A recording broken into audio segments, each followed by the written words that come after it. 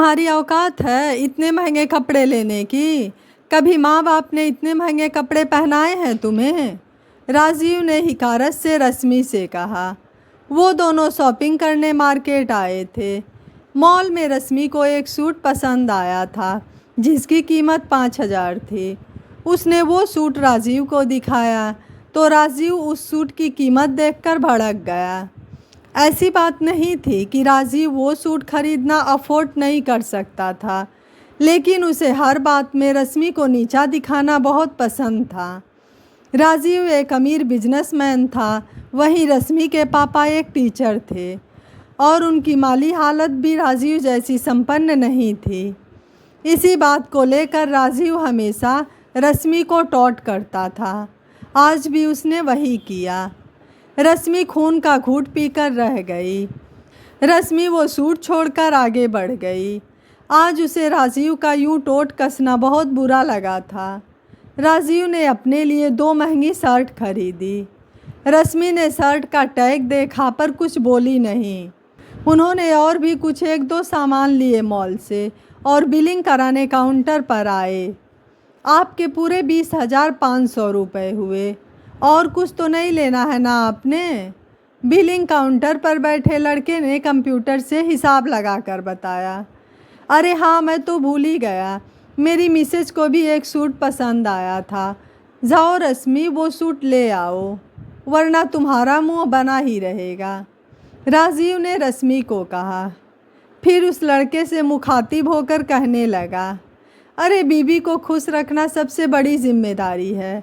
अगर बीबी नाराज़ हो गई तो खाना भी नहीं मिलेगा। राजीव ने बड़े घमंड से कहा और हंसने लगा। नहीं, मुझे वो सूट नहीं चाहिए। भैया आप बिल बनाइए, रश्मि ने कहा। अरे जाओ ले आओ, तुम भी क्या याद करोगी, किस खुले दिल वाले रईस से पाला पड़ा है, राजीव ने व्यंग्यात्मक स्वर में कहा। नहीं, मुझे नहीं चाहिए, रश्मि ने दृढ़ता से कहा और वहीं खड़ी रही। तुम तो मेरी बातों का बुरा मान गई। मैं तो मजाक कर रहा था। जाओ ले आओ, मैं कुछ नहीं कहूँगा, राजीव ने रश्मि को मनाने की कोशिश की। आप बिलिंग करवा कर गाड़ी के पास आ जाइएगा, मैं वहीं जा रही हूँ। इतना कहकर रश्मि मॉल के बाहर निकल गई। वो राजीव से बहस नहीं करना चाहती थी। राजीव खिसियानी हंसी हंसकर बिलिंग करवाने लगा। क्या हुआ, मेरी बात तुम्हें ज़्यादा बुरी लग गई क्या? अरे इतना तुम पर खर्च करता हूँ, 2 बात मैंने बोल दिया तो इसमें बुरा मानने वाली कौन सी बात है, राजीव ने गाड़ी चलाते हुए कहा। देखिए, इतने दिनों से आप मुझे हर बात पर टोंट कसते हैं, मेरी औकात मुझे बताते हैं, तो एक बात आज मैं आपको बता दूं कि अब मेरी औकात आपकी औकात जैसी ही है, क्योंकि अब मैं आपकी बीबी हूँ। तो जितनी भी आपकी औकात रहेगी, कम या ज़्यादा, उतनी ही मेरी भी औकात रहेगी। हम एक दूसरे के पूरक हैं। और रही बात मेरे माँ बाप की, तो मैं ये कहना तो नहीं चाहती, लेकिन अब आपने मजबूर किया है तो मुझे कहना पड़ रहा है कि आपके माँ बाप की औकात भी मेरे माँ बाप जितनी भी नहीं थी, जिन्होंने आपको मैनर्स नहीं सिखाए। आप मेरे माँ बाप की औकात पर उंगली नहीं उठा रहे हैं, बल्कि अपनी परवरिश पर उंगली उठा रहे हैं। इतने दिन से भरी हुई रश्मि ने अपना गुस्सा निकाल दिया।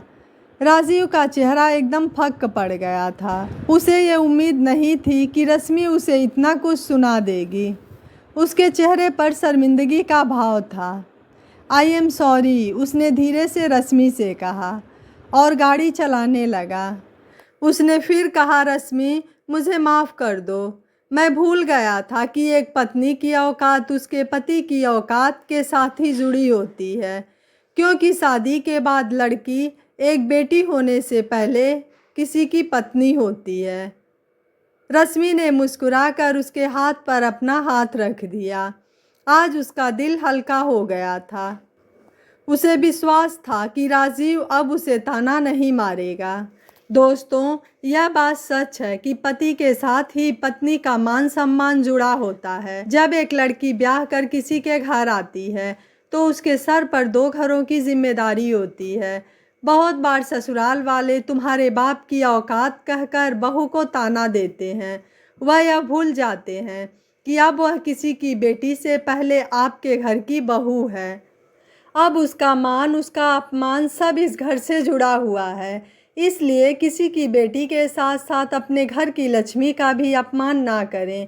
यह कहानी आपको कैसी लगी, आप हमें अपनी राय कमेंट बॉक्स में ज़रूर दीजिएगा। वीडियो पसंद आया है तो वीडियो को लाइक, शेयर एंड चैनल को सब्सक्राइब कर लीजिएगा। Thank you for watching. मिलते हैं अगली कहानी में।